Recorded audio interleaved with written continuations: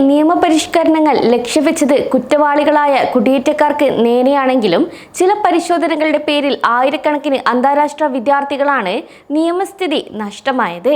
നിലവിൽ വിദ്യാർത്ഥി വിസയിൽ യുഎസിലെത്തിയ നിരവധി പേരെ തുടർച്ചയായ വിസ റദ്ദാക്കി രാജ്യത്ത് നിന്ന് പുറത്താക്കാനുള്ള നടപടി സംബന്ധിച്ച റിപ്പോർട്ടുകൾ വലിയ വിവാദങ്ങൾ ഉയർത്തുകയാണ്.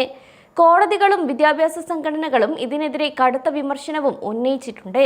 വിസ റദ്ദാക്കലും ക്രൈം ഡാറ്റാബേസ് പരിശോധനയിലെ പൊരുത്തക്കേടുകളും അടിസ്ഥാനമാക്കിയുള്ള ഈ നടപടികൾ കോടതി ഫയലിംഗുകളിൽ വ്യക്തമായിട്ടുമുണ്ട്. പലരും ഒളിവിൽ പോവുകയോ നാട്ടിലേക്ക് മടങ്ങുകയോ ചെയ്തതോടെ വിദ്യാർത്ഥികളുടെ ഭാവി കൂടുതൽ അനിശ്ചിതത്വത്തിലായി. അന്താരാഷ്ട്ര വിദ്യാർത്ഥികൾക്കെതിരെ നടപടികൾ US സർക്കാർ പുതിയ വിശദീകരണങ്ങൾ മുന്നോട്ട് വെച്ചതോടെയാണ് ആയിരക്കണക്കിന് വിദ്യാർത്ഥികളുടെ നിയമസ്ഥിതിയൊടുക്കിയിരുന്ന നടപടികളുടെ പിന്നിലുണ്ടായിരുന്ന അജണ്ടകൾ പുറത്തു വന്നത്. സ്റ്റാറ്റസ് പെട്ടെന്ന് റദ്ദാക്കിയതിനെതിരെ സമർപ്പിച്ച കോടതി വാദങ്ങളിൽ നിന്നാണ് ഇമിഗ്രേഷൻ ആൻഡ് കസ്റ്റംസ് എൻഫോഴ്സ്മെന്റിന്റെ സമീപകാല നീക്കങ്ങൾ സംബന്ധിച്ച വിശദാംശങ്ങളും പുറത്തു വന്നത്. കഴിഞ്ഞ ഒരു മാസത്തിനിടയിൽ നിരവധി വിദ്യാർത്ഥികൾ തുടർച്ചയായി നിയമസ്ഥിതികൾക്ക് ഇരയായതോടെ ആഗോളതലത്തിൽ ആശങ്കയും ഉയരുകയാണ്. സമീപ ആഴ്ചകളിൽ പെട്ടെന്ന് വിശദീകരണമില്ലാതെ സ്റ്റാറ്റസ് റദ്ദാക്കിയ ചില വിദ്യാർത്ഥികൾ ഫയൽ ചെയ്ത കേസുകളിലാണ് പുതിയ വിശദാംശങ്ങൾ നൽകിയിട്ടുള്ളത്. കഴിഞ്ഞ ഒരു മാസത്തിനിടെ US immigration and customs enforcement പരിപാലിക്കുന്ന വിദ്യാർത്ഥി ഡാറ്റാബേസിൽ നിന്ന് ആയിരക്കണക്കിന് വിദ്യാർത്ഥികളുടെ പേരുകളുടെ രേഖകൾ നീക്കം ചെയ്യപ്പെട്ടതായാണ് റിപ്പോർട്ടുകൾ.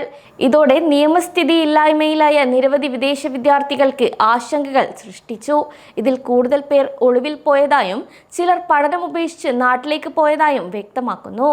ഫെഡറൽ കോടതിയിൽ ഉന്നയിച്ച വെല്ലുവിളികളുടെ പശ്ചാത്തലത്തിൽ ഇവർക്ക് നിയമപരമായ പദവി പുനഃസ്ഥാപിക്കാനുള്ള നടപടികൾ ഇപ്പോൾ സർക്കാർ ആരംഭിച്ചിരിക്കുകയാണ്. സ്റ്റാറ്റസ് റദ്ദാക്കലിന്റെ സാധ്യതകൾ വ്യക്തമാക്കുന്ന പുതിയ മാർഗനിർദ്ദേശങ്ങൾ പുറത്തിറക്കിയതോടെ ICയുടെ അധികാര പരിധി മുൻപ് ആലോചിച്ചതിനേക്കാൾ വലുതായി വിപുലീകരിക്കപ്പെട്ടതായാണ് അഭിഭാഷകർ വ്യക്തമാക്കുന്നത്. കൂടാതെ തിങ്കളാഴ്ച കോടതിയിൽ സമർപ്പിച്ച ഒരു ഫയലിംഗിൽ വിദ്യാർത്ഥികളുടെ സ്റ്റാറ്റസ് റദ്ദാക്കാൻ കഴിയുന്ന നിരവധി കാരണങ്ങളെക്കുറിച്ചുള്ള മാർഗനിർദ്ദേശങ്ങൾ അടങ്ങിയ ഒരു രേഖ പുറപ്പെടുവിച്ചു. അതിൽ സ്റ്റാറ്റസ് അവസാനിപ്പിച്ച ഒരു വിദ്യാർത്ഥിയെ പ്രതിനിധീകരിക്കുന്ന ഇമിഗ്രേഷൻ അഭിഭാഷകനായ ബ്രാഡ് ബനിയാസ് പുതിയ മാർഗനിർദ്ദേശങ്ങൾ ICയുടെ അധികാരത്തെ മുൻനിർത്തി നയത്തിനപ്പുറം വിപുലീകരിക്കുന്നുവെന്ന് ആവർത്തിച്ചു. കൂടാതെ ഇത് വിസ റദ്ദാക്കലിനെ നിയമപരമായ പദവി നഷ്ടപ്പെടുന്നതിനുള്ള കാരണമായി കണക്കാക്കിയിട്ടില്ല എന്നും പറഞ്ഞിട്ടുണ്ട്. കൂടാതെ ഒരു വിദ്യാർത്ഥിയും തെറ്റൊന്നും ചെയ്തില്ലെങ്കിൽ പോലും അവരുടെ വിസ റദ്ദാക്കി നാട് കടത്താനുള്ള പൂർണ്ണ സ്വാതന്ത്ര്യം സർക്കാരിന് ഈ മാർഗനിർദ്ദേശങ്ങൾ നൽകുന്നതായും അദ്ദേഹം ചൂണ്ടിക്കാട്ടി. വിസ റദ്ദാക്കലും നിയമപരമായി പദവി നഷ്ടപ്പെടലും നേരിട്ട നിരവധി വിദ്യാർത്ഥികൾ തങ്ങളോടുണ്ടായത് നീതിയില്ലാതെ നീക്കമാണെന്നാണ് വ്യക്തമാക്കുന്നത്. ഡ്രൈവിംഗ് നിയമലംഘനങ്ങൾ ഉൾപ്പെടെ ചെറിയ നിയമലംഘനങ്ങൾ മാത്രമേ തങ്ങളുടെ രേഖകളിൽ ഉണ്ടായിരുന്നുള്ളൂവെന്നും എന്നിട്ടും എന്തിനാണ് തങ്ങളെ ലക്ഷ്യമിടുന്നത് എന്നാണ് അവർ ഒന്നടക്കം ചോദിക്കുന്നത്. അധികൃതരിൽ നിന്ന് യാതൊരു മുന്നറിയിപ്പും ലഭിച്ചില്ലെന്നും തങ്ങളുടെ പഠനവും ഭാവിയും അവതാളത്തിൽ ആകുമെന്നും വിദ്യാർത്ഥികൾ പരാതിപ്പെട്ടിട്ടുമുണ്ട്. ഈ നിയമ നടപടികളുടെ പശ്ചാത്തലത്തിൽ ടെക്സസിൽ ഇൻഫോർമേഷൻ സിസ്റ്റംസ് വിദ്യാർത്ഥിയായ അന്താരാഷ്ട്ര വിദ്യാർത്ഥി അഷ്കർ പട്ടേലിന്റെ കേസാണ് ശ്രദ്ധേയമാകുന്നത്. അദ്ദേഹത്തിന്റെ നിയമസ്ഥിതി ഈ മാസം US സർക്കാരിനാൽ അപ്രതീക്ഷിതമാക്കിയതോടെയാണ് വിഷയം പൊതുശ്രദ്ധയിൽ വന്നതും. പിന്നീട് അത് പുനഃസ്ഥാപിക്കപ്പെട്ടിട്ടില്ലെങ്കിലും നാടുകടത്തൽ തടയാനായി അദ്ദേഹം പ്രാഥമിക കോടതി ഇടപെടലിന് അർഹത തേടുകയാണ്. പട്ടേലിന്റെ അഭിഭാഷകനായ ബ്രാഡ് ബനിയാസ് ചൊവ്വാഴ്ച നടന്ന വാദം കേൾക്കലിൽ സർക്കാരിന്റെ നടപടികൾ ചോദ്യം ചെയ്തപ്പോഴാണ് ഉദ്യോഗസ്ഥർ ഇത്തരമൊരു നടപടിക്ക് പിന്നിലെ കാരണം വ്യക്തമാക്കിയതും.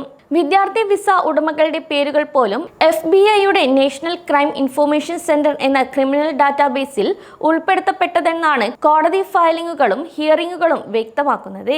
ഇതിൽ സംശയക്കേടുള്ളവരും കാണാതായവരും പിടികൂടപ്പെട്ടവരും മാത്രമല്ല, ഒരു കുറ്റകൃത്യവും ചെയ്തിട്ടില്ലാത്തവരും അവരുടെ മേൽ കൃത്യമായ കുറ്റം ചുമത്തപ്പെടാതിരിക്കുകയും ചെയ്തിട്ടുള്ളവരെയും ഈ ഡാറ്റാബേസിൽ ഉൾപ്പെടുത്തിയിരുന്നതായി ഡിപ്പാർട്ട്മെന്റ് ഓഫ് ഹോംലാൻഡ് സെക്യൂരിറ്റിയുടെ ഉദ്യോഗസ്ഥർ തന്നെ കോടതിയിൽ വെളിപ്പെടുത്തിയിട്ടുണ്ട്.